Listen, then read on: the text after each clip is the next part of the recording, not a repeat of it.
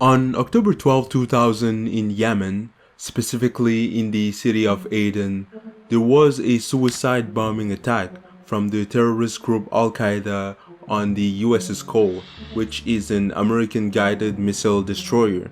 The suicide attack led to the death of 17 US Navy sailors and 37 injured ones, and also millions of dollars worth of damage done to the destroyer itself.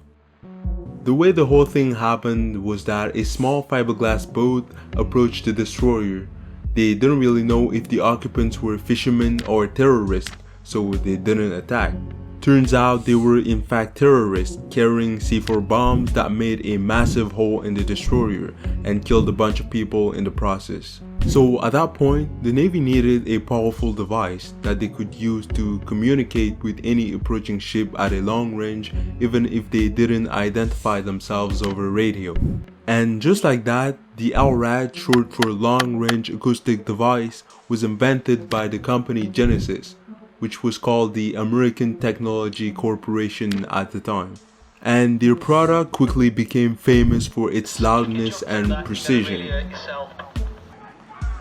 But it also led to many controversies surrounding its usage by police departments on people as literal sound cannons that can drastically damage people's hearing and cause migraines and hearing problems for weeks, sometimes even longer. But first, how do they work? Well, LRADs comes in different form factors.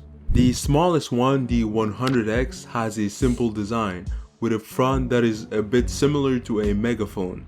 In terms of loudness, this one is said to be 30 to 40 decibels louder than a megaphone. But something to keep in mind is that on the decibel scale, every time you go up by 10 points, the loudness is multiplied by 10. So an LRAD at 140 decibels is 10,000 times louder than a megaphone at 100 decibels. By the way, 140 decibels is the pain threshold in terms of loudness. Bigger LRADs like the 2000X have a more industrial look to them. They're just beefier in general, and in terms of sound, this one can get as loud as 168 decibels. That's like the sound of a jet taking off 25 meters away from you. Now, the reason why these devices can get this loud compared to normal speakers or megaphones is that instead of being designed to spread the sound around them, LRADs are made in a similar way as a flashlight. They focus all the sound in a really narrow angle, usually between 60 to 30 degrees. As a consequence of that, everything just gets louder and way more precise. In fact, you can clearly hear a message sent from an LRAD over 2 miles away.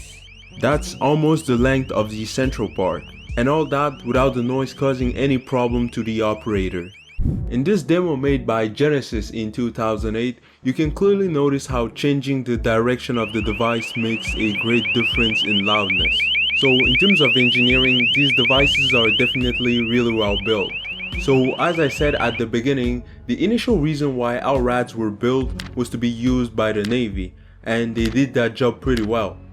But over time, these started to be used for a few other reasons, like fire and rescue because of the device's range, but also for law enforcement. And at this point, there are lots of police departments in the United States that have adopted these devices. And their main use case is during protests, riots, and pretty much all situations where crowd control is necessary. But the problem is that the officers are essentially pointing a device capable of outputting more than 140 decibels in a range of 2 miles in the ears of people that are barely a few meters away. On an LRAD, there are a few modes that can be used. The first one being like a normal megaphone for voice commands. It's way louder than a megaphone, of course, but it's not really an issue. The second one, however, is the deterrent tone. Pretty much one of the worst sounds you could ever hear, but incredibly loud and annoying. That mode is the reason why LRADs are called sound cannons. It's usually used in situations where officers are trying to disperse the crowd without having to make physical contact with them. And it's also the reason why these devices are so controversial, because the sound is extremely loud and officers usually make it last for quite a while. On one hand, police departments and cities argue that these LRADs can't really be qualified as sound cannons or even weapons in general. And their reasoning for that is that there's no physical contact between the officers and the protesters. In fact, for them, it's an amazing tool because they're not forced to use their batons, flashbangs, tear gas, pepper sprays, rubber bullets, and tasers to disperse the rioters. On the surface, that all sounds amazing. No more protesters receiving physical abuse, and if the noise is too loud to bear, they can always just walk out of the device's range, as it's only 40 degrees after all. But the protesters have a totally different vision of the situation, mainly because there have been many cases of people getting seriously hurt by those LRADs. One of those being this one. It's the result of a lawsuit made by BLM protesters back in 2014.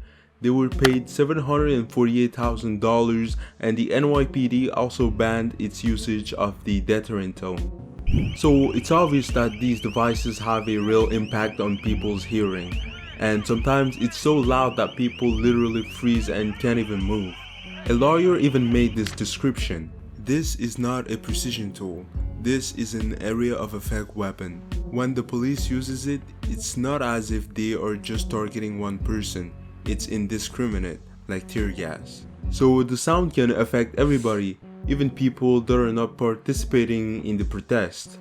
And when you add in the fact that LRADs can get deafeningly loud, it seems obvious that officers shouldn't be able to use them as they wish. They are really putting some people's health in danger. But I do believe that these devices should still be used, just in a different way. LRAD's original purpose was to be used as communication devices, and they do that job amazingly, way better than any other device. So maybe all police departments should do the same as the NYPD, and ban the deterrent tone, or at least regulate its usage. Thanks for watching the video. If you appreciate it and want to support the channel, you can always subscribe.